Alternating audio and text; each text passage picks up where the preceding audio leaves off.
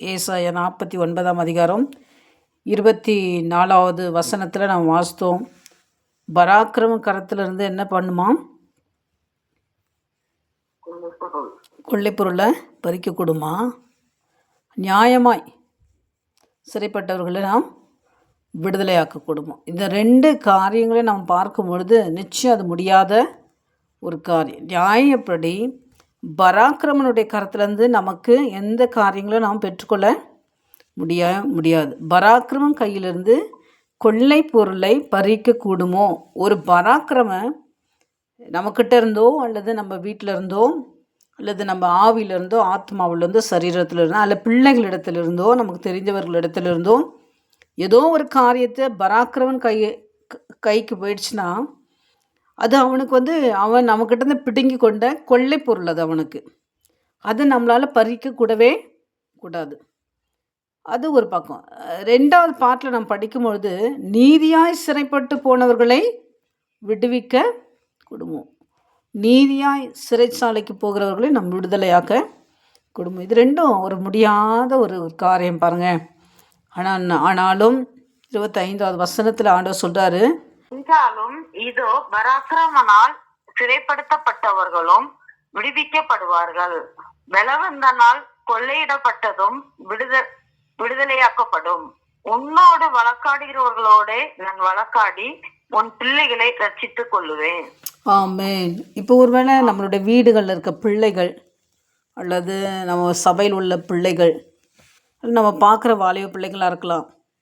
ஒருவேளை அது நம்ம பார்க்கும்போது பிள்ளைகளாக இருக்கலாம் அல்லது சரீர பிரகாரமான ஒரு தேவையோடு இருக்க சுகமாக இருக்கலாம் அல்லது நம்மளுடைய பொருட்களோ ஏதோ ஒன்று.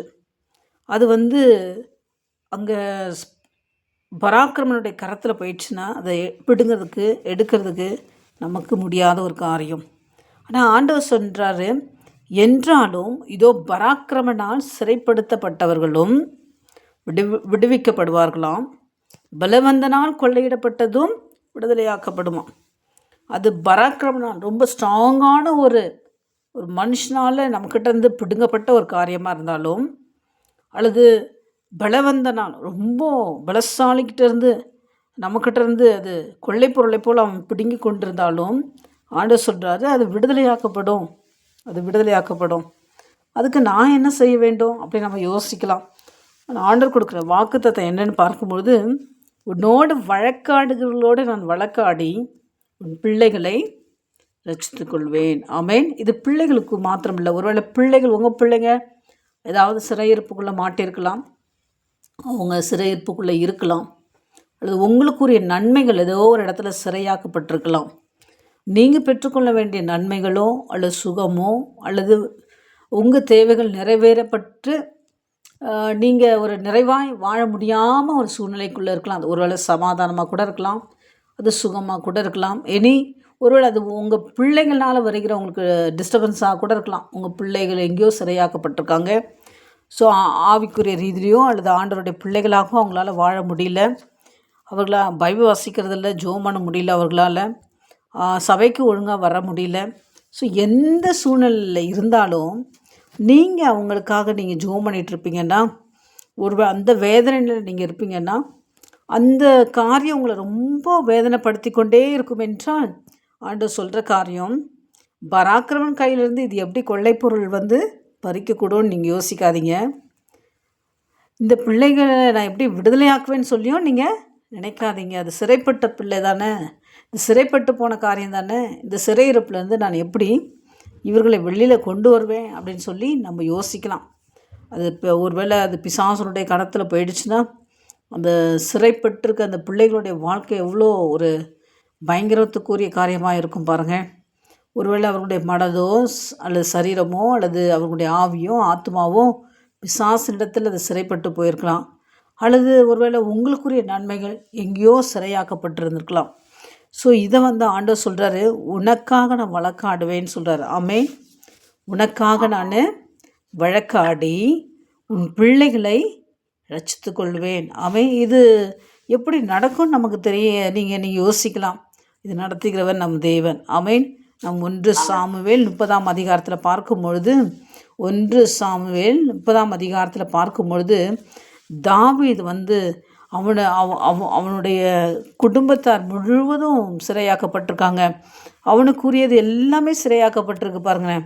அப்போ சிறையாக்கப்பட்ட உடனே தாவீது யாரிடத்தில் போனான், யாருடைய மற்ற மக்கள்கிட்ட அங்கே போய் புலம்பிட்டு இருந்தார்னு சொல்லி நான் பார்க்கவே இல்லை. அங்கே நம்ம பார்க்கும் பொழுது அவர் தேவனுடைய சமூகத்துக்குள்ளாக வந்தார்னு சொல்லி பார்க்கும். ஆண்டவர்கிட்ட அங்கே பார்க்கும் பொழுது தாவீது மிகவும் நெருக்கப்பட்டான்னு சொல்லி 1 சாமுவேல் 30ஆம் அதிகாரம் 6வது வசனத்தில் பார்க்கும். ஒரு சிறையாக்கப்பட்டுருச்சுன்னா உங்களுக்கு இருக்க நன்மைகளோ, அது பிள்ளைகளோ, அல்லது உங்கள் சமாதானமோ, அல்லது உங்களுக்குரிய காரியங்கள் ஏதோ ஒன்று சிறையாக்கப்பட்டிருக்கும் என்றால் நிச்சயம் உங்களுக்கு சமாதானத்தை நீங்கள் முதலாவது இழந்து போவீங்க. அது அடுத்த ஸ்டெப்பு என்ன நடக்கும்ன்ற பயம் உங்களுக்குள்ளே வர்றதை பார்க்க முடியும். இங்கே தாவீதை பார்க்கும் பொழுது தாவீது மிகவும் நெருக்கப்பட்டார்னு சொல்லி பார்க்கும். அவர் கூட இந்த டீம் மக்கள் கூட என்ன ஆயிடுச்சு, அவர் மேலே கல்லெறி ஆரம்பித்தாங்களாம். அந்த சூழ்நிலைக்குள்ளே இருக்கும்பொழுது தாவீது கர்த்தருக்குள்ளே தன்னை திடப்படுத்தி கொண்டான்னு சொல்லி பார்க்கும். பிரியமானவர்களே, இந்த வசனத்தில் நாம் கற்றுக்கொள்ள வேண்டிய காரியம் என்ன என்றால், உங்களுக்குரிய நன்மைகள், உங்கள் பிள்ளைகளுக்குரிய எதிர்காலமோ அல்லது பிள்ளைகளோ அல்லது உங்களுக்குரிய காரியங்கள் எங்கேயாவது சிறையாக்கப்பட்டிருக்கும் என்றால் அந்த சிறையிருப்பிலிருந்து ஆண்டவர் விடுதலை செய்ய வல்ல தேவன் என்பதை நீங்கள் புரிந்து கொள்ள வேண்டும், நீங்கள் விசுவாசிக்க வேண்டும். இந்த சிறையிருப்பு எனக்கு நிரந்தரமல்ல, இந்த சிறையிருப்பு எங்கள் பிள்ளைகளுக்கு இது நிரந்தரமல்ல. நிச்சயம் எங்கள் பிள்ளைங்க இதுலேருந்து விடுதலையாவாங்க. என்னுடைய நன்மைகள் எங்கெல்லாம் சிறையாக்கப்பட்டிருக்கோ அதை நான் பெற்றுக்கொள்வேன் என்ற அந்த நம்பிக்கை, அந்த விசுவாசம், ஆண்டவர் மேலே இருக்க விசுவாசம் உங்களுக்கு இன்னும் அதிகமாக வேண்டும். பாருங்கள், அப்படி நீங்கள் ஆண்டவர் மேலே நம்பிக்கை வைப்பீர்கள் என்றால் இந்த வசனத்தில் நாம் பார்க்கிறோம். சங்கீதக்காரன் தாவீது என்ன பண்ணுறாராம், தாவீது தன் தேவனாகிய 1 சாமுவேல் 36 நாம் வாசிக்கிறோம். தாவீது தன் தேவனாகிய கர்த்தருக்குள்ளே தன்னை திடப்படுத்தி கொண்டார். ஆமென். தாவீது தன் தேவனாகிய கர்த்தருக்குள்ளே தன்னை திடப்படுத்தி கொண்டார். இன்றைக்கு நம் ஆண்டவருக்குள்ளாக, அவருடைய வசனத்துக்குள்ளாக, அவருடைய பிரசன்னத்துக்குள்ளாக நம்மை திடப்படுத்த வேண்டும். ஆமென். அவருக்குள்ளாக, கர்த்தருக்குள்ளாக தாவீது தன்னை திடப்படுத்தி கொண்டது போல நீங்களும் நானும் இவ்விதமான நன்மைகளோ, பிள்ளைகளோ, அல்லது நமக்குரிய காரியங்களோ பிசாசினிடத்துலையோ அல்லது சத்துருவினிடத்துலையோ அல்லது எங்கேயோ சிறையாக்கப்பட்டிருக்கும் என்றால் அதை நாம் பெற்றுக்கொள்ள ஆண்டவர் மேலே நமக்கு நம்பிக்கை வேண்டும். முதலாவது. 2வது, நம்மளுடைய இருதயம், நம்ம தாவீது எப்படி கர்த்தருக்குள்ளே தன்னை திடப்படுத்தி கொண்டாரோ அவ்விதமாக இது ஆண்டவர் எனக்கு இது செய்வார் என்று சொல்லி இந்த சிறையிருப்பிலிருந்து விடுதலையாக்கப்படும் என்று சொல்லி நாமே திடப்படுத்தி கொள்ள வேண்டும். கர்த்தருக்குள்ளே நம்மை திடப்படுத்தி கொள்ள வேண்டும். அதான் ஆண்டவர் சொல்கிறார். அங்கே 25வது வசனத்தில் ஏசாயா 49:25 வாசிக்கும் பொழுது, உனக்காக நான் வழக்காடி உன் பிள்ளைகளை உன்னிடத்தில் ரட்சித்து கொடுப்பேன்னு சொல்கிறார். ஆமென்.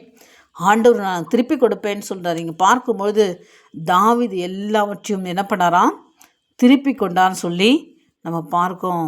தாவீது எல்லாவற்றையும் திருப்பி கொண்டான்னு சொல்லி நம்ம இந்த 1 சாமுவேல் 30 நீங்கள் அப்புறமா எடுத்து வாசித்து பாருங்கள். அங்கே பார்க்கும்பொழுது தாவீது எல்லாவற்றையும் திருப்பி கொண்டான்னு சொல்லி பார்க்கும். திருப்பி கொண்டது மாத்திரமல்ல, அவர் என்ன பண்ணார், அங்கே 26வது வசனம் 30ஆம் அதிகாரம் 26வது வசனத்தில் பார்க்கும்பொழுது, தாவீது சிக்லாக்கு வந்தபொழுது அவன் கொள்ளையாடினவைகளில் தன் சிநேகிதனாகிய யூதாவின் மூப்பருக்கு சிலவற்றை அனுப்பி, இது கர்த்தருடைய சத்துருக்களின் கொள்ளையில் உங்களுக்கு உண்டாயிருக்கும் ஆசீர்வாத பாகம் என்று சொன்னான். ஆமென். கர்த்தருடைய சத்துருக்களின் கொள்ளையில் உங்களுக்கு உண்டாயிருக்கும் ஆசீர்வாத பாகம். நம்மளுடைய சத்துரு யாரு? நமக்கு சத்துரு யாராக இருக்காங்களோ நிச்சயம் அது சத்துருவான சாத்தானாக தான் இருப்பான். அவன் தான் நம்மளுடைய சமாதானத்துக்கு விரோதமாக, நம்மளுடைய நன்மைகளுக்கு விரோதமாக, நம்மளுடைய ஆசீர்வாதத்துக்கு விரோதமாக, நமது பிள்ளைகளுக்கு விரோதமாக கொள்ளையடிக்கிற ஒரு நாய் காணப்படுகிறான். அப்போ நம்மளுடைய சத்துரு ஆண்டவருக்கும் சத்துருவாக இருக்கான். கர்த்தருடைய சத்துருக்களின் கொள்ளையில் உங்களுக்கு உண்டாயிருக்கும் ஆசீர்வாத பாகம். பிரியமானவர்களே, இன்று உங்களுடைய ஆசீர்வாத பாகத்தை நீங்கள் பெற்றுக்கொள்ள கர்த்தருக்குள்ள உங்களுடைய இருதயத்தை நீங்கள் என்ன பண்ணணும், திடப்படுத்தி கொள்ளணும். ஆமென். கர்த்தருக்குள்ள உங்களுடைய இருதயத்தை திடப்படுத்தி இந்த வாக்கு தத்தத்தை உரிமை பாராட்டி கேட்கும் பொழுது நிச்சயம் அது பலவந்த நாள், பராக்கிரம நாள், அது சிறையாக்கப்பட்டிருந்தாலும், பலவந்த நாள், கொள்ளையடிக்கப்பட்டிருந்தாலும் கர்த்தர் உங்களுக்காக வழக்காடி அவங்க கரத்தில் இருக்கிறத பிடிங்க உங்கள் கரத்தில் கொடுப்பார். ஆமென். அது கர்த்தருடைய செயல் பாருங்க. கர்த்தர் செய்வேன்னு சொல்லும்பொழுது நம்ம ஆண்டவருக்குள்ளாக நம்மை திடப்படுத்தி கொண்டு இந்த நன்மைகளை நாம் பெற்றுக்கொள்ள நாம் காத்திருக்க வேண்டும். நிச்சயம் கர்த்தர் பெரிய காரியங்களை செய்வார். தாவீது திருப்பி கொண்டது போல இது தாவீதுடைய செயலே இல்லை பாருங்கள். தாவீது திருப்பி கொண்டது போல கர்த்தர் நமக்கு திருப்பி கொடுக்குற தேவனாக இருக்கிறார். நம்ம பிள்ளைகளாக இருக்கட்டும், உறவுகளாக இருக்கட்டும், சமாதானமாக இருக்கட்டும், சுகமாக இருக்கட்டும், அல்லது உங்களுக்கு உரிய என்ன விஷயமா இருந்தாலும் இந்த விஷயங்களை கர்த்தர் உங்களுக்கு திருப்பி கொடுக்க நீங்கள் கர்த்தருக்குள் எப்படி இருக்கணும்? கர்த்தருக்குள்ளே தன்னை திடப்படுத்தி கொண்டான் பாருங்கள் தாவீது. அதே போல் நீங்கள் கர்த்தருக்குள்ளே உங்கள் இருதயத்தை திடப்படுத்தி கொள்ளும்பொழுது கர்த்தர் எனக்கு செய்வா, இது கர்த்தரால் முடியும், கர்த்தர் எனக்காக இதை செய்து கொடுப்பார் என்று சொல்லி, இதை செய்வார் என்று சொல்லி நீங்கள் விசுவாசிப்பீர்கள் என்றால் அந்த கொள்ளையில் உள்ள பங்கை உங்களுக்கு ஆசீர்வாத பாகமாக ஆண்டவர் கட்டளையிடுவார். ஆமென். நல்ல தகப்பனே, இந்த அருமையான வேலைக்காக நன்றியோடு துதிக்கிறோம். இயேசு கிறிஸ்துவின் நாமத்தினால பிதாவே உம்முடைய சமூகத்துக்குள்ளாக நாங்கள் ஒவ்வொருவரும் வருகிறோம் அப்பா. கேட்டுக்கொண்டிருக்கும் அந்த பிள்ளைகளுடைய வாழ்க்கையில் எங்கேயாவது பலவந்த நாள் சிறையாக்கப்பட்ட காரியங்கள் இருக்கும் என்றால் கர்த்தாவே, அது ஒரு வேளை ஆண்டவரே அவர்களால் கர்த்தாவே அது இழந்ததுனால சமாதானத்தை கூட அவங்க இழந்திருக்கலாம் சுவாமி. கர்த்தாவே, ஒருவேளை அது பிள்ளைகளுடைய வாழ்க்கைக்குரியதாக இருக்கலாம், அல்லது அவங்களுடைய சரீரத்துக்குரிய சுகமாக இருக்கலாம், அல்லது கர்த்தாவே அவங்களுடைய பொருளாதாரத்துக்குரிய காரியங்களாக இருக்கலாம். இனி எந்த விஷயமா இருந்தாலும் கர்த்தாவே நீர் வாக்கு கொடுத்துருக்கிறீரப்பா. வாக்கு மாறாத தேவன் கர்த்தர், நீர் பொய் சொல்லாத தேவனப்பா. அது பிள்ளைகளுக்காக நீர் செய்கிற காரியங்கள் பெரியவைகள் சுவாமி. ஹல்லேலூயா. நன்றியோடு துதிக்கிறோம். உமது வசனத்துக்காக நன்றி. எங்களோடு இடைப்பட்டு பேசிக்கிறோம் உடைய வசனத்துக்காக நன்றியோடு துதிக்கிறோம் அப்பா.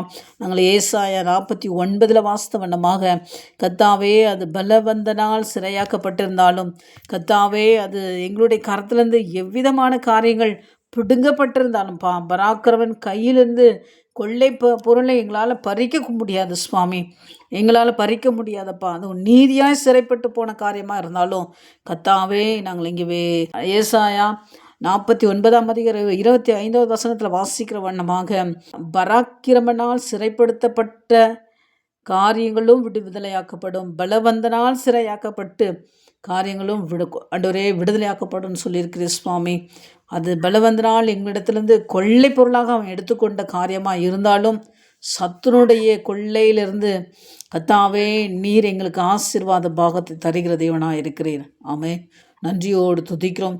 ஆண்டவரே, தாவீது எப்படி சத்துருனுடைய கொள்ளையிலிருந்து ஆசீர்வாத பாகத்தை பெற்றுக்கொண்டாரோ அவ்விதமாக அது ரட்சிப்பாக இருக்கலாம், அது எங்களுக்குரிய நன்மைகளாக இருக்கலாம், பொருளாதாரத்துக்குரிய காரியமாக இருக்கலாம், அல்லது ஒருவேளை அது இல்லை ஆண்டவரே, அது சில பேருடைய லேண்ட் விஷயமாக கூட இருக்கலாம் சுவாமி.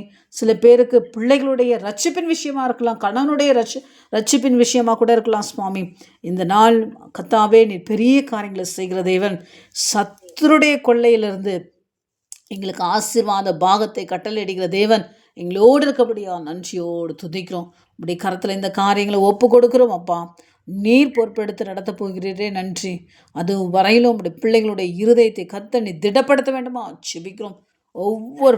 பிள்ளைகள் ஒவ்வொருவரும் தங்களுடைய இருதயத்தை உமக்குள்ளாக திடப்படுத்தி கொள்ள கர்த்தர் எனக்கு செய்வார் என்ற விசுவாசத்தோடு காத்திருக்க, அந்த பிள்ளைகள் காத்திருக்க பிள்ளைகளுக்கு நன்மைகளை கர்த்தர் கட்டளையிட போகிறதுக்காக நன்றியோடு துதிக்கிறோம். இப்படி கர்த்தர் எங்களை தாழ்த்திக்கிறோம், வெறுமையாக்கிறோம். இயேசுவின் மூலம் ஜெபத்தை ஏறடிக்கிறோம் நல்ல பிதாவே. ஆமென். ஆமென்.